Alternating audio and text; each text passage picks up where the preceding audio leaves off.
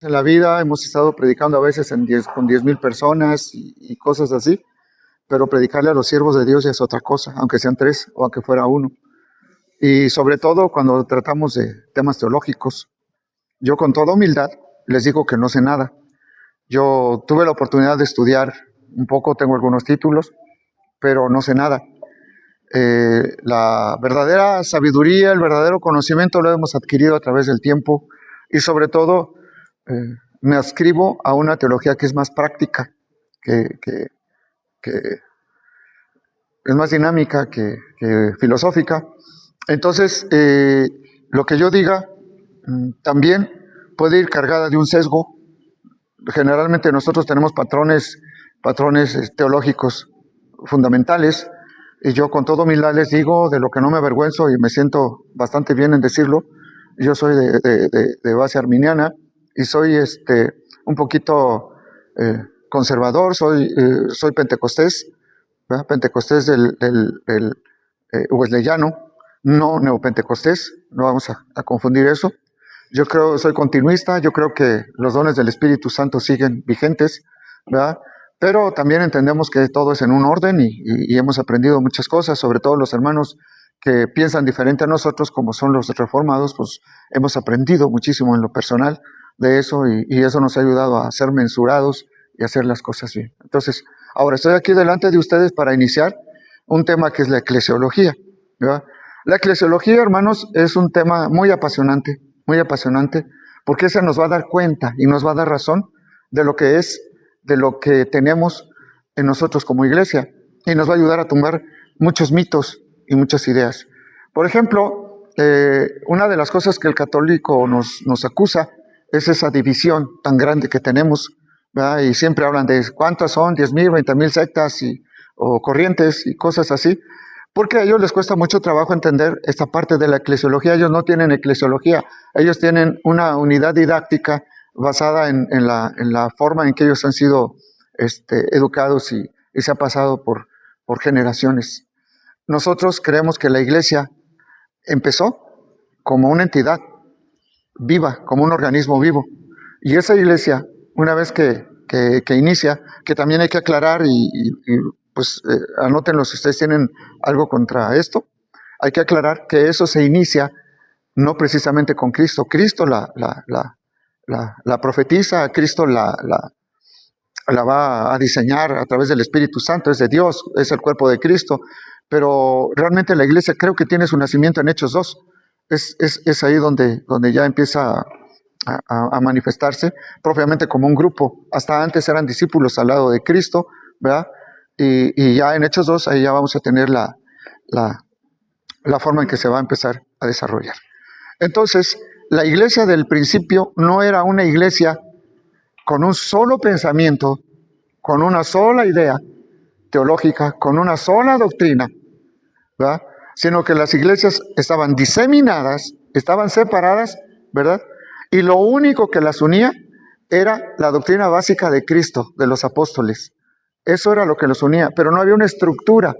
No, eso es una mentira. No existió una estructura, no existe un liderazgo en el sentido de que, a ver, yo soy más, yo soy menos, o yo soy el que tengo la doctrina, yo soy el que la doy. No existe eso en la iglesia primitiva. En la iglesia primitiva no hay un gobierno de una manera vertical. Eso fue, ahora ¿quién le decía? Yo dije mal, hace poco en una prédica enseñé mal el personaje, pero se me fue otra vez ahora. No fue Damasceno, sino fue Juan, un discípulo de Juan, espérame, no, tampoco, ay, ahorita les digo el nombre. Fue quien se dio la tarea de decir, a ver, ¿por qué si estamos en Roma no copiamos el sistema romano y lo metemos a la administración de la iglesia? ¿Verdad? Y si lo metemos ahorita les doy el nombre, ahorita me llega. Y si se lo damos si establecemos la administración de la iglesia, entonces ya la iglesia va a tener esta misma situación, igual que Roma, para que se centralice y bueno, ya empezó todo, ¿no? Obviamente Damasceno fue uno de los que pugnaron después en esa reorganización y pues empezaron a salir ideas muy posteriores ya por el siglo IV o V acerca de lo que era la idea papal, que en un inicio no existía, ¿verdad? Pero bueno, hablemos de eclesiología. ¿Qué es la eclesiología? La eclesiología viene de dos palabras, de iglesia y de logos, la doctrina o el tratado, ¿verdad? El estudio de la eclesiología es el estudio de los orígenes de la iglesia. La eclesiología es el estudio de los orígenes de la iglesia, su relación con Cristo, su papel en la salvación y también su política, su ética y su disciplina, su destino, pero sobre todo enfoca el liderazgo servicial, el liderazgo igualitario y servicial dentro de la iglesia. El término eclesiología es muy reciente, amados hermanos. Estamos hablando del siglo XIX, es cuando se acuña el término y como materia científica, como materia de estudio o como raíz epistemológica, ya el término. Y entonces la palabra eclesiología se supone que es parte de la teología o la parte de la teología que el estudio lo enfoca en el desempeño de la iglesia como comunidad. En este sentido, voy a dividir. La eclesiología tiene su división histórica. Primeramente, en su origen, en cuanto a la naturaleza, la misión y su papel en el plan de la salvación, esa la vamos a poner en el siglo I.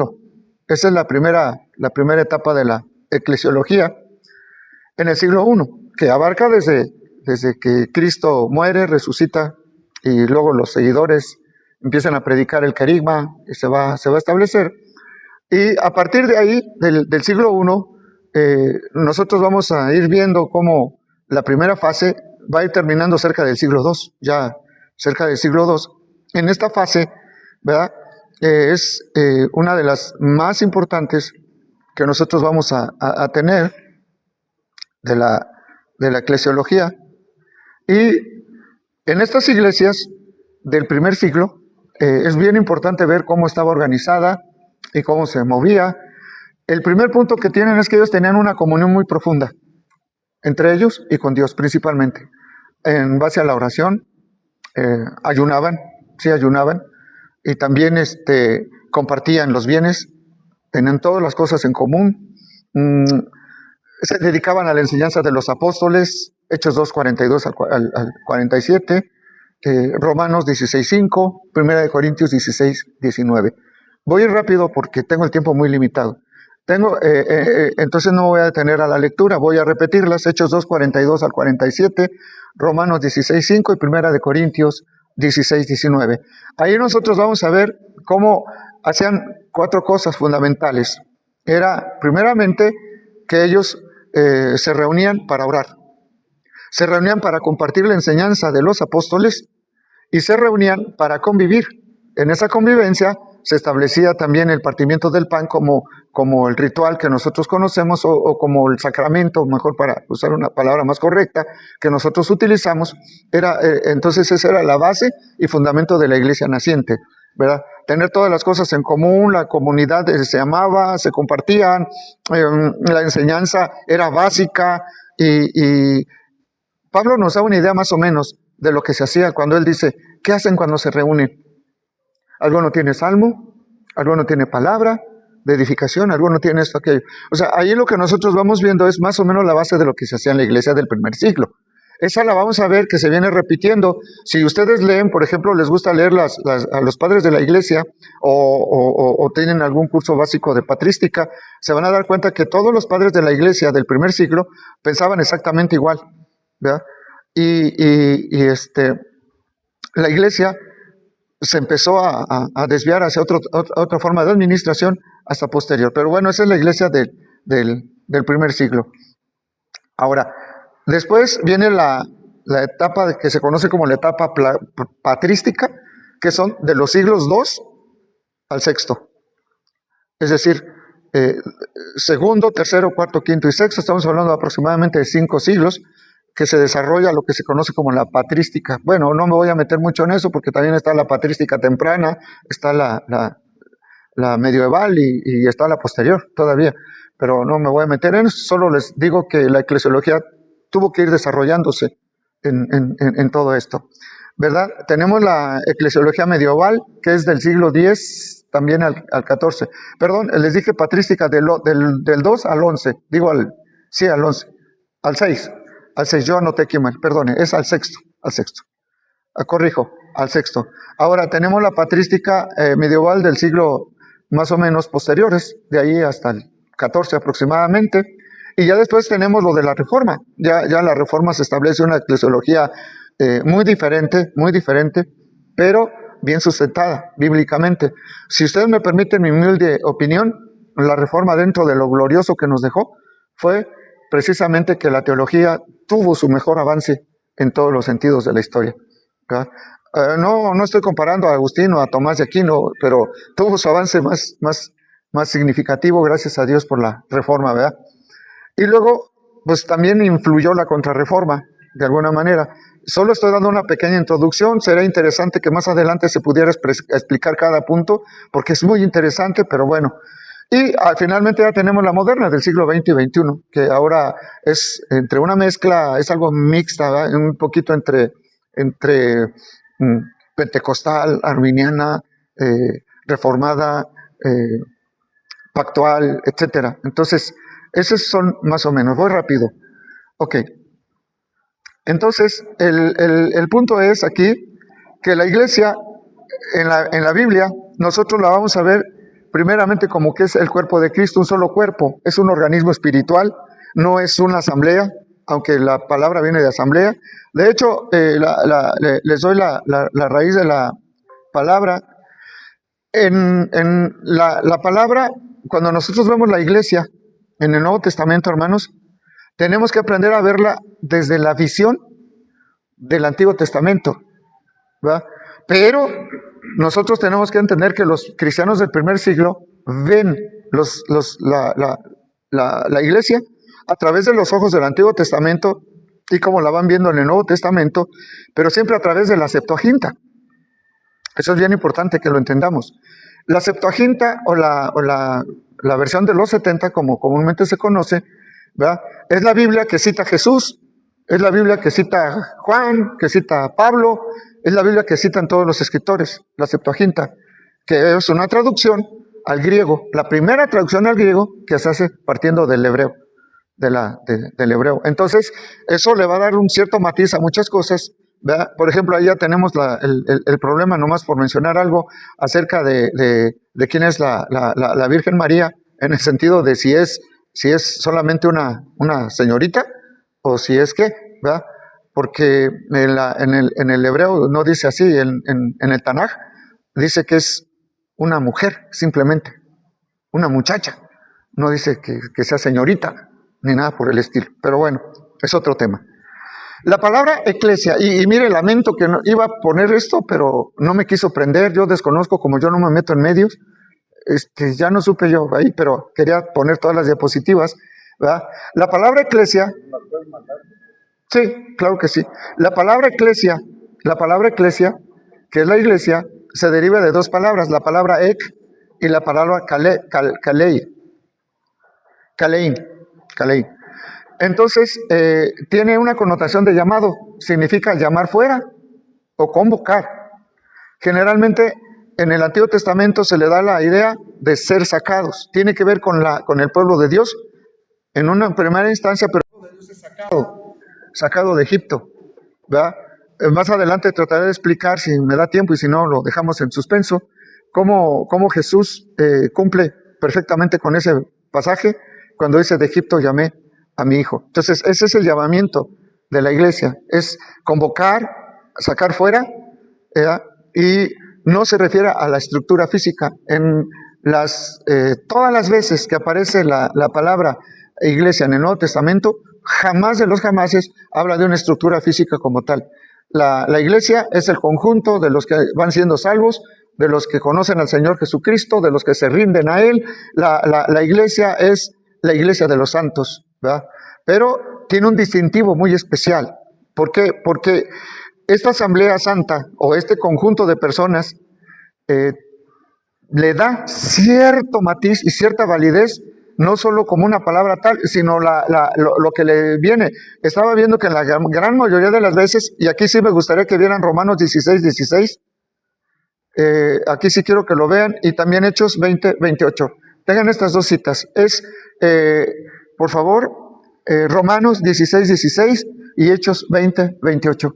Es muy importante que podamos ver nosotros ahí estos pasajes, porque lo que vamos a notar es lo siguiente: cada vez que se menciona la iglesia, se le añade de Cristo y se le añade del Señor. La iglesia es de Cristo y la iglesia del Señor hace referencia siempre a quién es la cabeza y a quién le pertenece.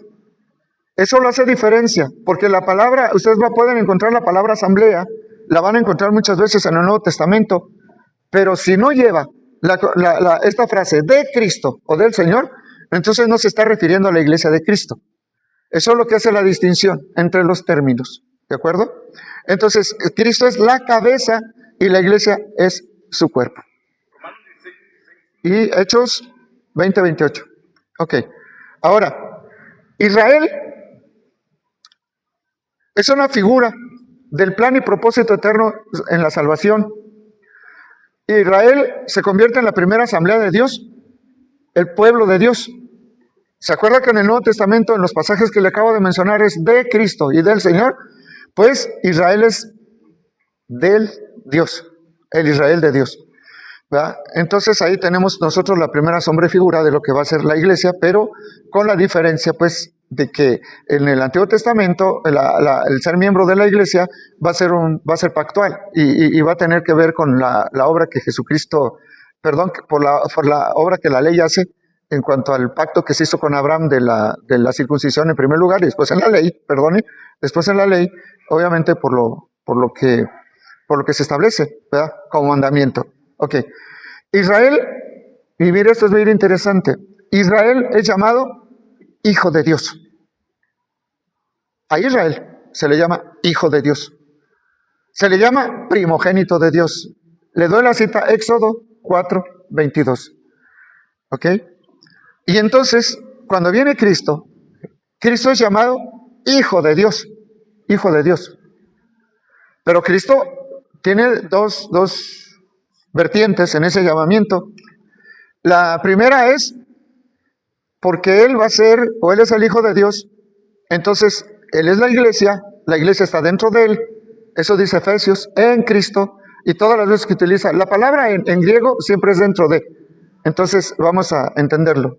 Estamos viendo a Cristo como el precursor de la iglesia, por lo tanto la iglesia está en Él, por eso Él también es llamado Hijo de Dios, ¿ok?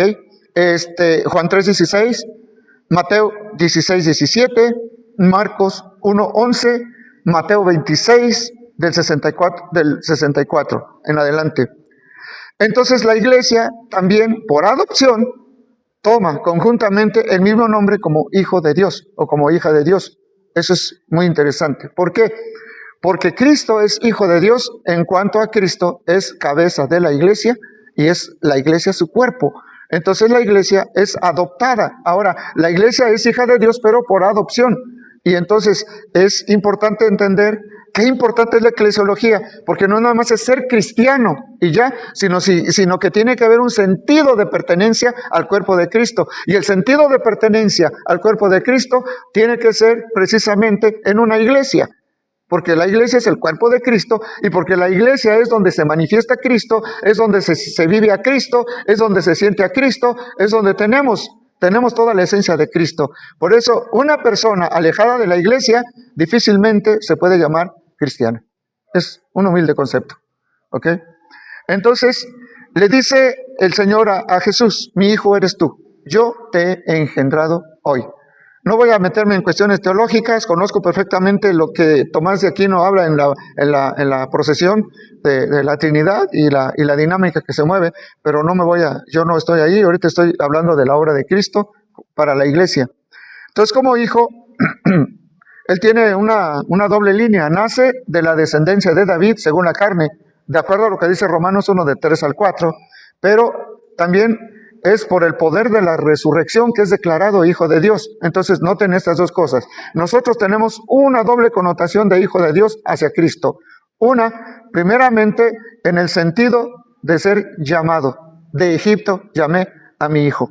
Eso es muy significativo porque nos está mandando al éxodo y a la salida del pueblo, que es el hijo de Dios. El pueblo, y ahora se le aplica a Cristo, pero también la otra connotación es porque Él es declarado hijo de Dios por el poder de la resurrección. Es lo que dice Romanos, capítulo 1, 3 y 4. ¿Y por qué es tan importante esto para la iglesia? Porque la iglesia está cimentada bajo este nombre, el Hijo de Dios. Y esa doble connotación es muy importante porque Dios, Hijo de Dios, se refiere no solo a la preexistencia y no solo se refiere al papel y a la función que el Hijo va a hacer, sino que Hijo de Dios también tiene una connotación que tiene que ver con todos los que participamos en el poder de la resurrección de Cristo. De ahí que viene el término que dice, con Cristo Jesús estoy juntamente crucificado, y ya no vivo yo, sino lo que ahora vivo, lo vivo en la fe del Hijo de Dios. Pero también dice que con Cristo hemos resucitado y que estamos sentados en los lugares celestiales. No sé si captan la idea. Entonces, eso es bien importante porque entonces la iglesia tiene una doble connotación. La iglesia es iglesia porque Cristo la establece, porque Cristo la construye, ¿verdad? En el proceso, voy a decirlo así, apostólico, pero también es iglesia por el poder de la resurrección de Cristo. De ahí que todos los que son miembros de una iglesia tienen que tener el fundamento firme en la resurrección. Si alguien pertenece a una iglesia donde no se enseña la resurrección de Cristo, entonces habrá que tener mucho cuidado, porque la iglesia es iglesia por el poder de la resurrección. ¿Vamos bien? ¿Cuánto tiempo me queda así, por favor? Israel está esclavizada, viviendo una situación terrible en Egipto, y entonces, ok, ¿me quedan 25? Qué bueno, llevo 5 minutos. Yo pensé que eran 30, ok. Pero son 5 de tolerancia. Correcto. Israel está esclavizado y está viviendo una situación terrible. Vamos a ver cómo es ese llamamiento. Dios lo rescata con poder mediante dos cosas. Ojo, dos cosas influyen. Uno, porque Dios escucha el clamor de ellos. Primero, escucha el clamor de ellos. Segundo, los llama para servir. Le dice a Faraón, deja salir a mi pueblo porque quiero que me sirva en el desierto, que me haga fiesta o que me haga culto, la treilla, como ustedes quieran verlo, ¿verdad? Pero esa misma situación se da para la iglesia. Dios ve la necesidad, porque el pueblo está como oveja sin pastor, porque el pueblo está extraviado, porque está perdido, y entonces por eso llama a su hijo de Egipto. Otra vez nos saca, pero nos saca y nos redime en Cristo para llamarnos también hijos de Dios. Por eso el poder de la iglesia es el nombre que tiene como hijo de Dios. ¿Por qué es un poder en la iglesia? Porque la iglesia tiene la certeza y la seguridad de que viene de Dios y que va a regresar a Dios. Amén. Entonces, la iglesia y el Israel del siglo I están intrínsecamente unidos. El cristianismo primitivo fue fundado por Jesús, aunque yo digo, no tanto que lo fundó él, sino él lo profetiza y después, pero bueno, vamos a dejarlo ahí. Ustedes llamen la réplica, me dicen, pero Jesús fue prometido, y vemos en Hechos 2 a través del querigma petrino, porque Pedro es el primero que empieza a predicar y que pone el fundamento, el cual es Cristo. Posteriormente Pablo establece el mismo fundamento, que es Cristo, y también los apóstoles para los gentiles. Entonces, la iglesia es la unión de los fieles judíos y de los gentiles, que en conjunto son el nuevo pueblo de Dios. Y se convierte en cuerpo místico de Cristo, del cual Cristo es cabeza. De este misterio surge la prédica de la reconciliación, que no es lo mismo que la prédica de la salvación. La prédica de la reconciliación es para hacer de los dos un solo pueblo. Y la prédica de la salvación es el propósito de la iglesia sobre la tierra. La iglesia en la tierra tiene una misión, tiene una visión, tiene un propósito divino. Y es predicar a Cristo, predicar el reino, extender el reino. La iglesia no es el reino, pero está dentro del reino. Dios hace un pacto con Israel, Él será su Dios, ellos serán su pueblo. Primero, Dios oye a Israel. Segundo, se acordó de su pacto con Abraham, Isaac. Éxodo 2, 23 al 25, 3 del 7 al 11. La señal de su liberación sería la adopción en ese monte. ¿Por qué? Porque los agarra y Éxodo 23. Y ahí los adopta como hijos cuando les dice, yo voy a ser su Dios y ustedes van a ser mi hijo. Ese es el pacto en Israel. Pero ahora, el pacto con la iglesia fue predicha por los profetas. Jeremías 31, del 31 al 33. Ezequiel 36, del 26 al 27, primeramente tiene su cumplimiento en Cristo. Lucas 22, 30, cumpliendo la ley. Mateo 5, 17, los gentiles entran en ese nuevo pacto. Hechos 10, Efesios 2, del 13 al 14, Hebreos 7, 22, del 8 al 6, y nuestra liberación del mundo, Efesios 2, 8 y 9, Romanos 8, del 9 al 11. La iglesia tiene un propósito, predicar a Cristo. También tiene el propósito, o fue creada para alabanza de la gloria de Dios, Efesios 1:12. El ordo salutis que se menciona en Efesios capítulo 1, dice que lo importante es que primero tuvimos que haber creído, pero no. Pero aquí lo importante es que en la medida que la iglesia va creciendo, va glorificando al Señor. Eso dice el 1:14, porque de esa manera Dios actúa. El segundo propósito para la iglesia es que seamos adoptados como hijos, Efesios 1:5. El tercer propósito es darnos a conocer el misterio de la voluntad de Cristo para una buena administración en el cumplimiento de los tiempos y de reunir todas las cosas en Cristo. Ese es el propósito del Evangelio, reunir todas las cosas en Cristo. ¿Qué estamos haciendo nosotros como pastores? Estamos reuniendo todas las cosas en Cristo. ¿Qué estamos haciendo nosotros como evangelistas? Estamos reuniendo todas las cosas en Cristo. Cuando tú y yo predicamos la palabra para que la gente se convierta, estamos reuniendo todas las cosas en Cristo. Esa es la voluntad y ese es el propósito eterno. ¿De acuerdo? Nos resucitó y nos sentó en los lugares celestiales en Cristo para mostrar en los siglos venideros las sobreabundantes riquezas de su gracia.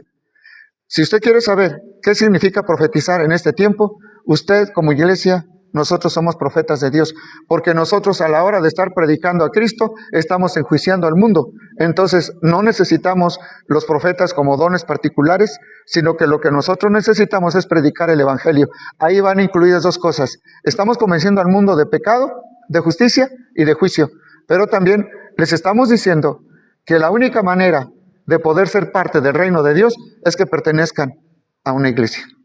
De ahí la importancia. Y no estoy hablando de una iglesia en particular o de una denominación. La verdadera iglesia de Cristo no tiene denominaciones y no tiene particularidades de la naturaleza administrativa que muchos pensamos. La iglesia de Cristo es universal y es católica, no romana. Es católica. Donde quiera que se reúnen 2 o 3, ahí está la iglesia. Yo sé que el contexto de ese pasaje es en cuestión de juicio, pero también para eso. Porque dice, si nosotros vamos a juzgar al mundo, ¿me explico? Bien, voy rapidito. Una de las cosas que más ha pegado en este tiempo es la forma administrativa de la iglesia. Un propósito de la eclesiología es estudiar el gobierno de la iglesia. ¿Cómo está la autoridad y cómo se menciona en la iglesia? En el Nuevo Testamento difícilmente vamos a encontrar nosotros la palabra centralizada sobre una persona o la doctrina centralizada en una persona. Si ustedes leen en 1 Corintios capítulos 1, 2 y 3, en uno de esos pasajes, ahorita no recuerdo cuál, yo no lo anoté, pero en uno de esos pasajes, en una versión que leí que es la Dios habla hoy, dice, porque nosotros no estamos sometidos a un solo hombre, así, a un solo hombre. Y a mí me impactó, porque cuando hay gente que se adhiere, se adscribe a líderes, Pablo se enoja.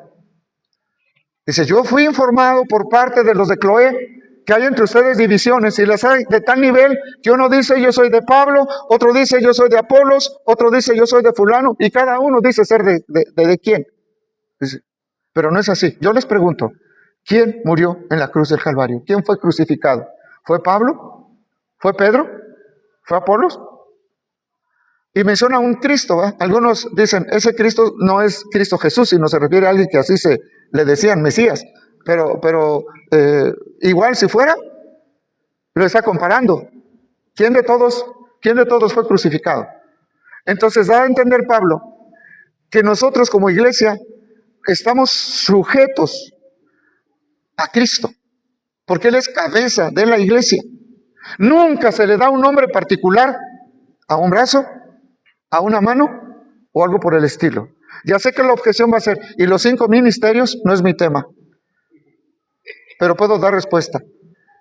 No, nunca dice, jamás dice que la forma, muchas gracias hermano, que la forma de administración en una iglesia esté por uno que sea cabeza, que se llame apóstol, que se llame pastor, que se llame como sea. En la iglesia era dirigida por los presbíteros. La palabra presbítero literalmente significa anciano y las ayudas de esos ancianos. Entiéndanse por ayudas, no alguien que solamente tiene un ministerio, sino podía haber sido una persona, porque ellos en ese tiempo se acostumbraba de alguna manera a tener sirvientes. Pero tampoco me meto ahí. Lo que sí les puedo decir es que la palabra presbítero siempre va a aparecer en plural. Y que la única vez que aparece en singular, lo hace de forma inclusiva. Porque Juan dice, yo, anciano juntamente con los demás. Entonces no tenemos aquí una figura que centre, que gobierne. Eso es absolutamente absurdo y es una desviación de la Iglesia Católica que ahora lamentablemente en el neopentecostalismo se está priorizando, pero que no va ahí. También el liderazgo era comunitario y era participativo. Recuerden ustedes que el propio apóstol Pablo fue enviado. Y fue enviado por una iglesia. Y fue en una oración. Y donde el Espíritu Santo habló. Y donde todos tomaron la determinación. Incluso si somos extremistas, nos vamos también al punto donde se hace la primera sesión comunitaria de los apóstoles, ¿sí? En el concilio de Jerusalén. Y ahí nosotros vamos a ver que todos opinan y todos exponen y todos mandan. ¿A quién enviamos? Y lo dice siempre en plural. Yo siempre les digo que cuando uno hace exégesis bíblica, lo primero que uno tiene que ver en este asunto de la autoridad de la iglesia es fijarse siempre en los plurales de los verbos. Entonces, es en plural que los manda, que lo mandan. Enviamos a Pablo, mandemos a esto, hagamos aquello, porque la determinación se da desde el concilio de la iglesia. Tampoco estoy en el extremo de que la iglesia tiene que tomar todas las decisiones, sino que tiene que ser la iglesia, el Espíritu Santo y los ancianos. Esa es la forma correcta. ¿Sí? Ignacio de Antioquía, mientras iba camino a Roma al martirio, Ignacio de Antioquía vivió en el 35 al 108, en el primer siglo. Él fue el que establece obispos como cabeza principal, luego los presbíteros, y después los presbíteros son los sacerdotes, y después los diáconos. Pero eso lo estableció Ignacio de Antioquía. Eso no estaba en la Biblia, pero él lo vio oportuno por la cuestión de poder controlar, porque supuestamente ya estaban creciendo muchas iglesias y había un descontrol, entonces había que centralizar. Y en esa centralización ya saben quién adquirió el poder. ¿Ok? Entonces, el propósito de la eclesiología en su estudio, digamos en su estudio más fuerte,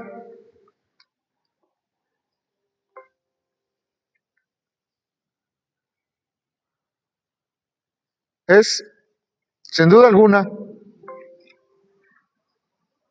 traer el propósito divino a la tierra. Conocer la voluntad de Dios en la tierra. Enseñar el plan de Dios en el mundo. Creo que a grandes rasgos, esta es la introducción a lo que es la eclesiología.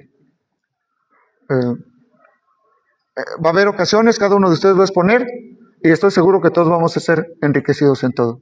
Muchas gracias, que Dios les bendiga. Amén.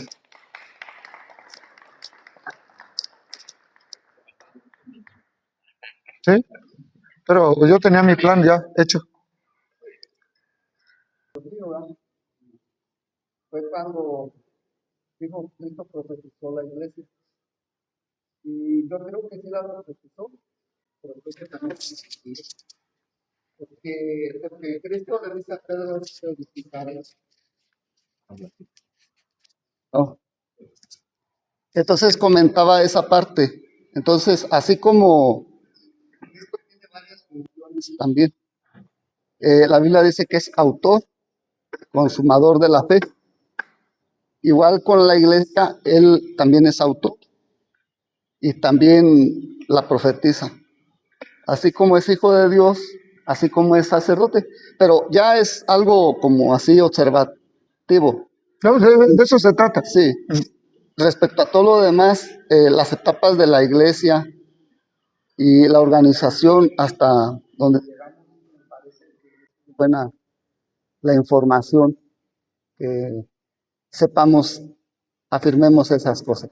Solamente es eso, hermano. No, está Lo bien. demás, quizás a lo mejor en otra ocasión se pudiera observar ya cómo quedaron los oficiales de la iglesia. Claro. Y también vimos esa iglesia democrática, pero a la vez teocrática, porque en el concilio de Jerusalén, aunque igual que cuando escogieron a los 7, estaba todo el pueblo decidiendo, dirigidos por Dios. Y aunque el cierre lo da Santiago, tiene razón, estaba él simplemente dando la conclusión del acuerdo al que llegaron. Por eso estamos de acuerdo, no creemos en un hombre tomando el poder o la directriz de la iglesia. Papa. Así es, papas, apóstoles o profetas. Y completamente también de acuerdo en cuanto a los profetas. Nosotros lo somos, la palabra profecía, ya lo hemos hablado, está compuesta de dos, a su vez, que es hablar delante. Y eso es lo que hacemos nosotros, hablamos delante del pueblo y delante de Dios. Gracias, pastor. Gracias a ti, hermano. Ahorita te contesto. Sí, hermano. Yo no es ninguna objeción, hermano, me pareció muy buena. Y lo que sí hay que reconocer es que es introductorio esto, no hay Claro. hay mucho por desarrollar, pero es una muy buena introducción, gracias. Creo que empezaremos a ver, yo sé que puede causar un poco tal vez de confusión cuando mencionas que Cristo no fundó la iglesia, o se entiende más o menos, pero entiendo que lo dices a manera de estructura, ¿no? O sea, él no puso los obispos, los diáconos, no puso toda esa organización, aunque él la fundó, pues él es el fundamento de la iglesia, ¿no? Pero yo entiendo que a manera de introducción es así, y con el tiempo vamos a ver cómo se fue estructurando, cómo los apóstoles empezaron a estructurar, hasta tener la forma ya más, pues esto. Es correcto, estructurada. Estoy redundando, pero es eso, pero gracias, hermano. No, gracias, esa es la respuesta, hermano Juan. Sí. Correcto. Pásenme por ahí. ¿Alguien más tiene réplicas? A ver, yo voy a comentar un detalle ahí que vi de lo que comentabas, pastor. Vemos en la Escritura que es el Espíritu Santo el que nos convence, ¿no?, de todo pecado. Ahorita tú estabas hablando que nosotros como iglesia éramos quienes hacíamos esa función. Bueno, también yo lo entiendo ahorita como el pastor Serafín lo comentaba. O sea, sabemos que es el Espíritu Santo, pero ¿a través de qué? De nosotros. A través de la iglesia. Esa es la idea. Porque por el oír, ¿verdad? Es de la manera que la gente va a poder llegar al arrepentimiento. Correcto. Entonces, era el detalle nada más que yo quería comentar. Es correcto, pastor. que Esta es la idea. Igual allá también, cuando yo digo que Cristo no la estableció propiamente, sino la fue estableciendo posteriormente, pero la profetiza primero, porque cuando dice, sobre esta roca edificaré, está en futuro, la iglesia y las puertas del infierno van a prevalecer contra ella. Pero él realmente no se puso a formar una iglesia, a hacer una estructura, eso ya lo fueron haciendo los siervos y la iglesia. Entonces, a eso me refería. Y en cuanto a esto, es cierto, nuestra predicación es la que va a convencer al mundo, pero no somos nosotros.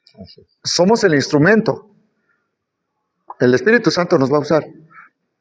O se supone que nos está usando, nos debe de usar para poder convencer. Sí, nada más. Deja así como sin comentar.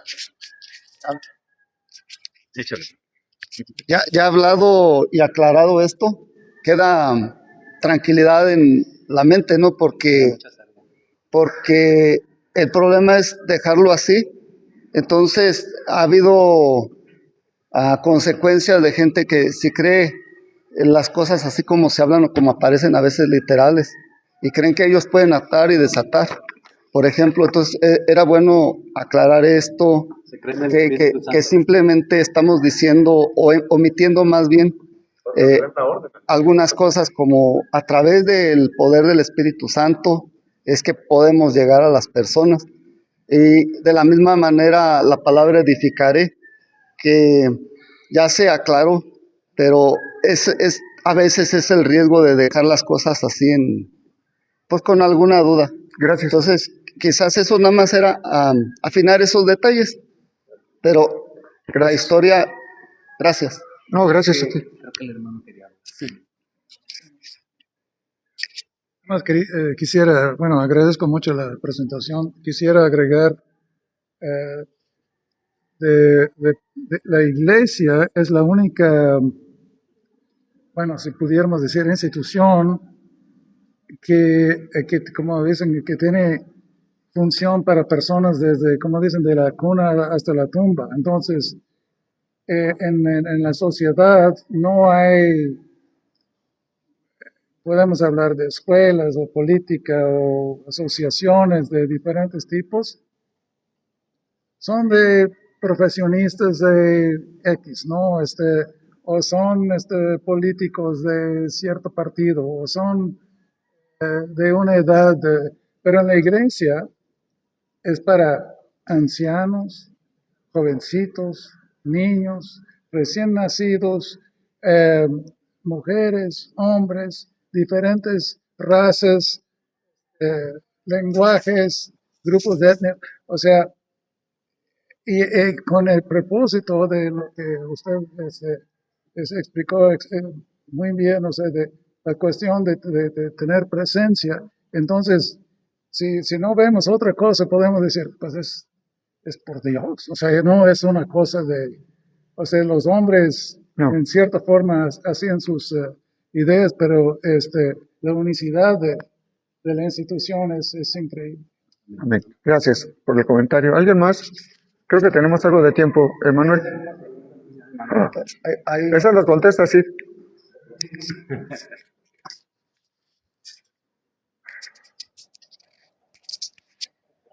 De acuerdo a lo que estamos hablando respecto a la clase de eclesiología, está bien basado el fundamento de dónde viene, pues algunos, como dice, mencionan que viene de Jesucristo, Hechos 2, o algunos hasta de Juan el Bautista, ¿no? Que ahí comenzó la iglesia, pero vemos en Hechos 2 a la gente ya reuniéndose para hacer algo ya en conjunto en las iglesias, pues ahí están todas las cartas que deja Pablo. Yo quiero saber específicamente, no sé si más adelante lo vamos a ver en otros puntos, cuál es el verdadero orden o la organización que tiene que tener la iglesia, porque el día de hoy vemos a instituciones que pues ya se salieron de la parte ortodoxa de hacer las cosas, ya es un show, ya es algo que implica otras cosas. Creo que yo por donde fui enseñado sé que pues la música, la predicación y pues si hay algún evento, pero ¿dónde en la Biblia podemos encontrar esa parte de cuál es la verdadera composición de cómo debemos de trabajar? O ahí pues todos somos autónomos y decidimos qué es lo que se hace en la iglesia. Pienso que esta parte de la eclesiología debe de incluir el cuál es el verdadero orden, el propósito de cómo nos debemos de manejar en la iglesia. Eso quiero saber yo qué es lo correcto según la palabra de Dios. Sí. No, pero está bien. Sí, porque nada más ahí en Hechos dice que convivían, se hablaba de la palabra, que compartían los bienes, pero hay algo más que nos enseña independientemente de lo humanamente, ¿no? Sí, que venga en la Biblia. La Biblia no tiene la liturgia. Ajá. Ahí es la didachera donde encontramos ahí. ¿Y cuál es lo correcto? Sí, o sea, entonces, ¿se vale que cada quien haga lo que quiera? No. Ya lo veremos. Pero sí, precisamente es parte de lo que se va a estar enseñando. Pero déjate dar una respuesta rápida. Sí. No sé si permites mi.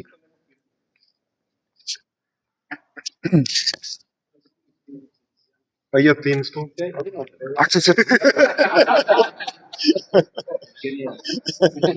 Se me olvida, es que esto, me ponen aquí uno como pero no me gusta más el.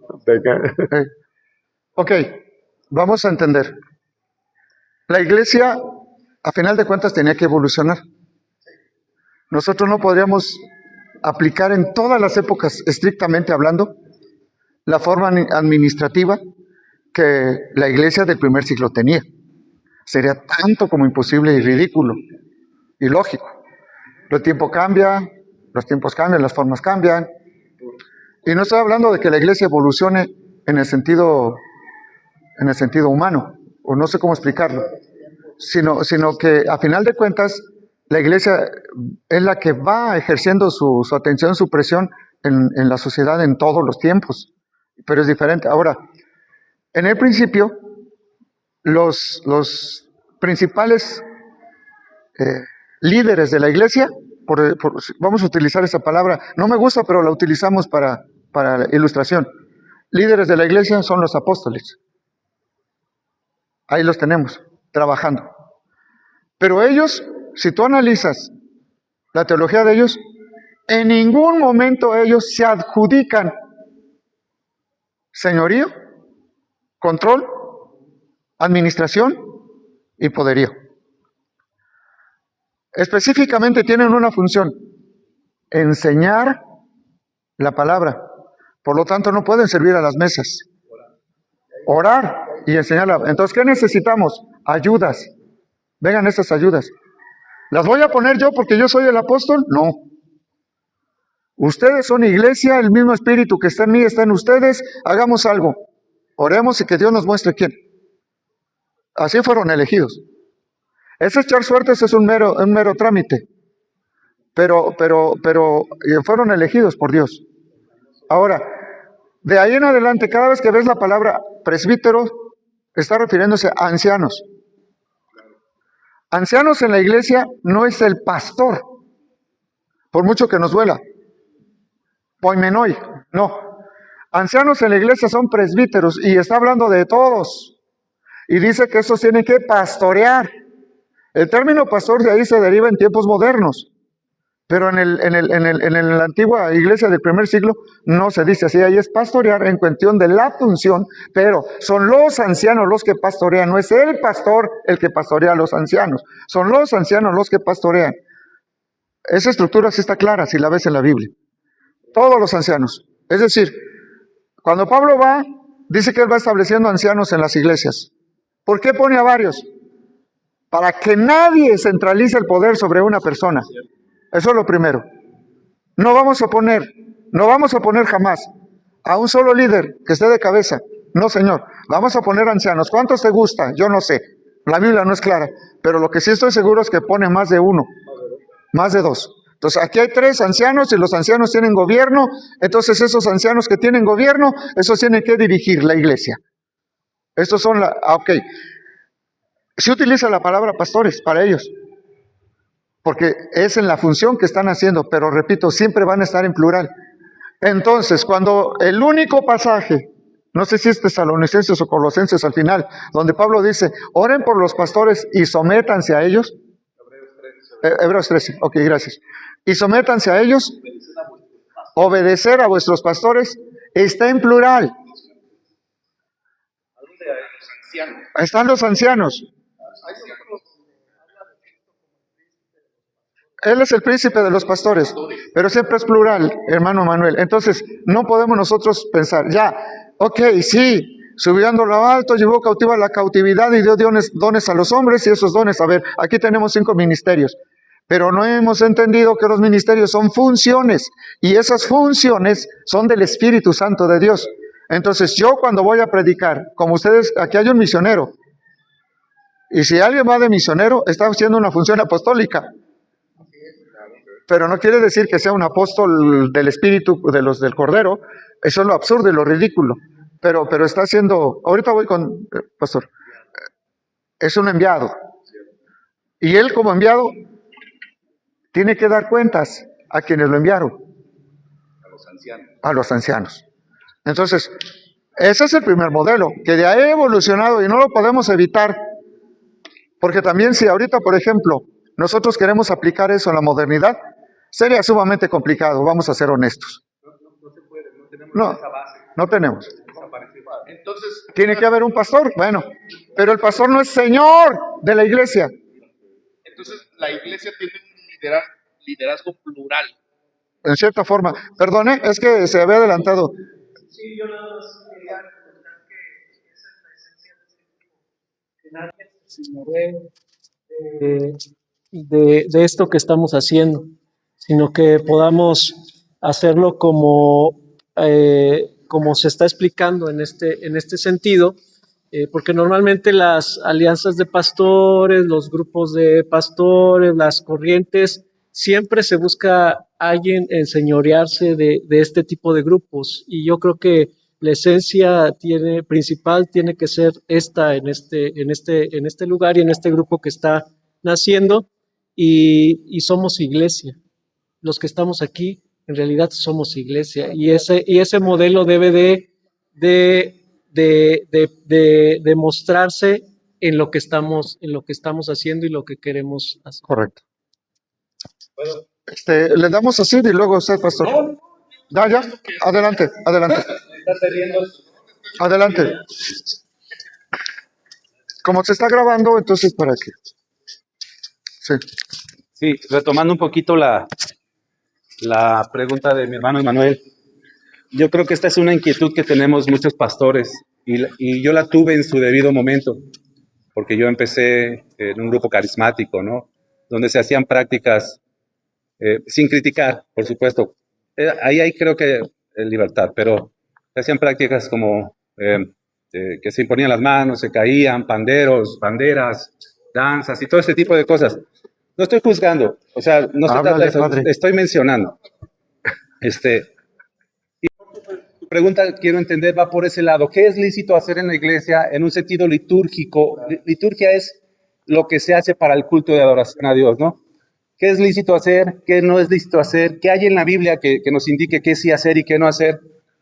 Los reformados, yo no soy reformado, pero los reformados tienen un principio que se llama el principio regulador. Y dicen que ellos no hacen nada en sus cultos que no esté explícitamente ordenado por la palabra.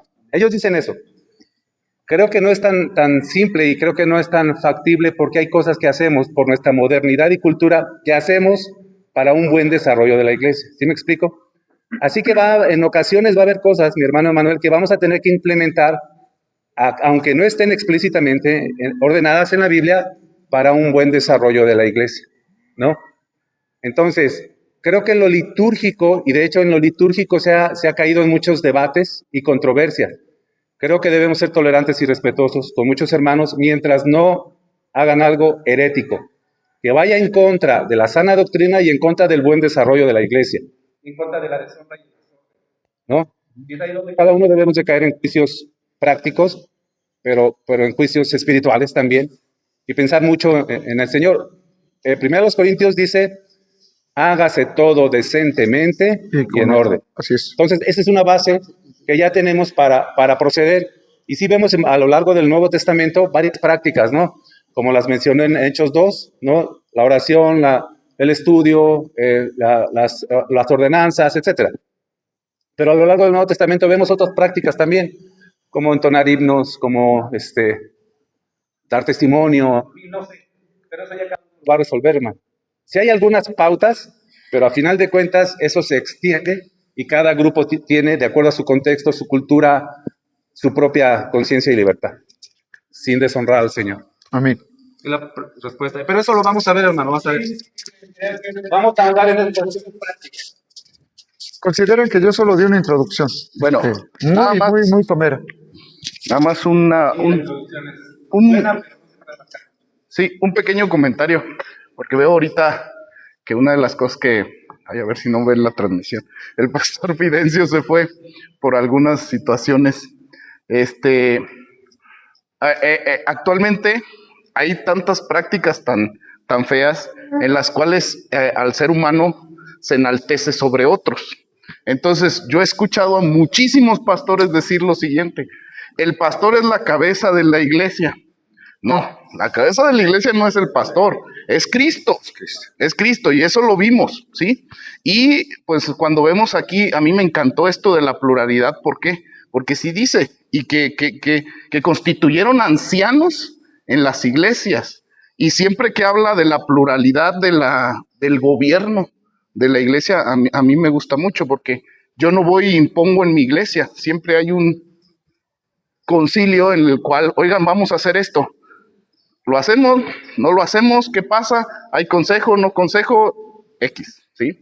Ahora, hay prácticas, por ejemplo, dice el pastor, bueno, hay situaciones en las cuales en la iglesia nunca la Biblia va a decir, oye, haz esto, haz esto, haz esto. Tenemos nosotros muchos adornos, yo le llamo. O sea, adornos quiere decir que no están en la palabra, pero tampoco son malos. O sea, por ejemplo, tener una batería ahí, pues la Biblia nunca dice esto.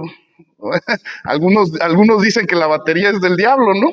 Tener banderas. Ahora sí, una de las cosas es, si pones unas banderas y dices, es que vas a hacer guerra espiritual con... No, eso es gravísimo. O, ay, la danza profética, no, eso es gravísimo. Digo, pero pues, que aplaudas, que dances, que levantes la mano, pues no, digamos que no hay nada malo. Ahora, hay cosas que en la Biblia las iglesias hacían que sí estaban mal.